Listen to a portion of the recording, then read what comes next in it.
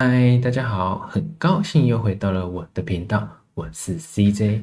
今天的影片主题是中国将推出人民币稳定币，挑战美元霸权。大家要把影片看到最后，才不会错过精彩的内容。那我们就快速的进入到今天的第一则新闻，也就是4年周期。大家脑海中的加密货币4年周期是怎么样的呢？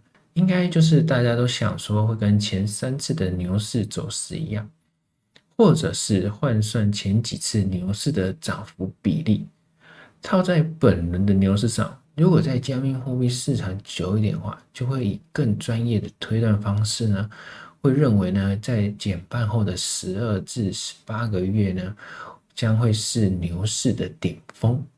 所以呢，在今年呢来讲的话呢，今年牛市的话呢，顶峰也就是在今年的10月底。因为呢，去年呢是2024年4月的时候减半，所以呢推了18个月以后呢，就是10月的时候，而这个时间呢，会不会呢就是今年的牛市顶峰呢？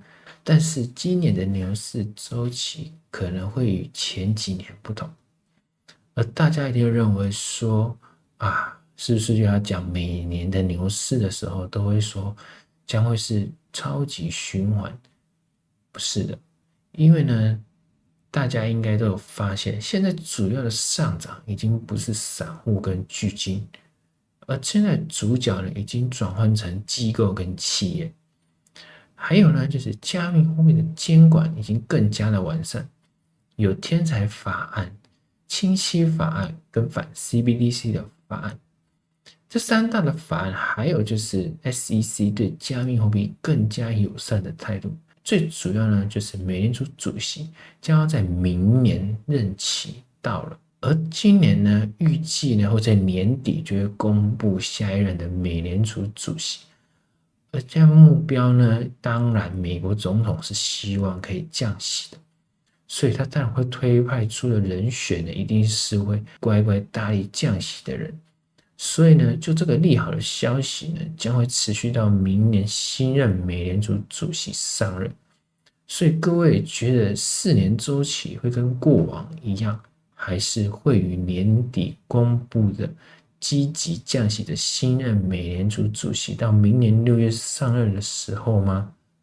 欢迎在评论区分享你们的看法。再来，我们看到下一则新闻，也就是两样情。台湾目前已经有2家的上市企业公司在储备比特币，而有一间就是大丰电，另外一间就是智通科创。而大丰电是公司的董事会通过储备比特币，而在智通的话呢，就是跟从贩售高级手表公司转型为储备比特币策略的香港公司 Topwin International 合作。而就到目前为止，大家一定会很好奇的是，这2家企业呢，储备比特币的这几天的股票涨势如何？就在今天，智通的话呢，上涨了 8.38%， 而股价呢，创出了历史新高，来到了213.5元。而在另外一家呢，也就是大丰电。大丰电的话呢，自从8月13号公布以来，已经从 51.6 涨到了 61.7 元，但是经过了8天，竟然回到了原本的位置，也就是 51.6 元的一个价位。而这是否会影响到大丰电储备比特币的策略呢？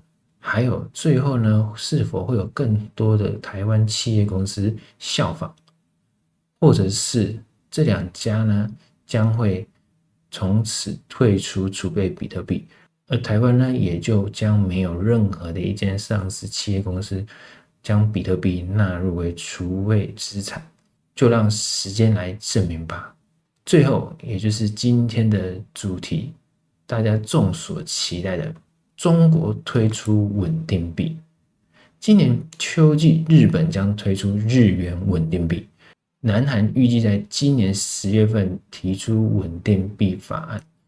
就在今天，亚洲强国，也就是中国，也预计呢要推出了人民币稳定币，而且还是以急速件的方式，将会在本月的月底，也就是8月31号跟9月1号呢，在1年一次举办的上海合作组织 SCO 上呢，讨论人民币国际化的蓝图。而这 SCO 的这个上海合作组织，也就是10个成员国家的元首都会来参加，里面呢就有俄罗斯。再来呢，也就是它的内容呢是有关于境外的使用的规范，还有一些相关的监管条款。而主要用途呢是跨境跟贸易上的支付方式。而为什么中国会那么紧张呢？中国不是主要的一个贸易国吗？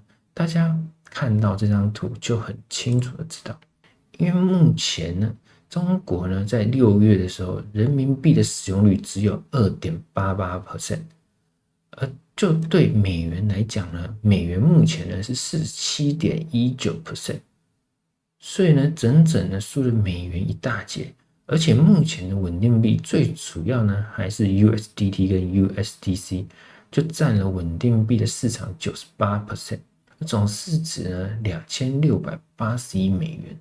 中国呢一直呢只有央行的一个数位人民币，也就是 eCNY， 而它并没有开放给民间。然后自从2021年，中国是全面禁止加密货币交易跟挖矿的。所以这一次中国的做法等同于数位资产有重大的突破，并且呢，它要追上了美国在稳定币领域的一个进度。而大家觉得这会影响到现在的美国稳定币的霸主地位吗？还有人民币稳定币会在日元稳定币之前发行吗？欢迎在下方留言。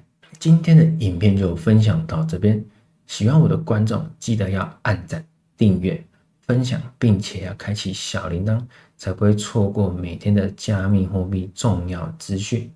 那我们明天见，拜。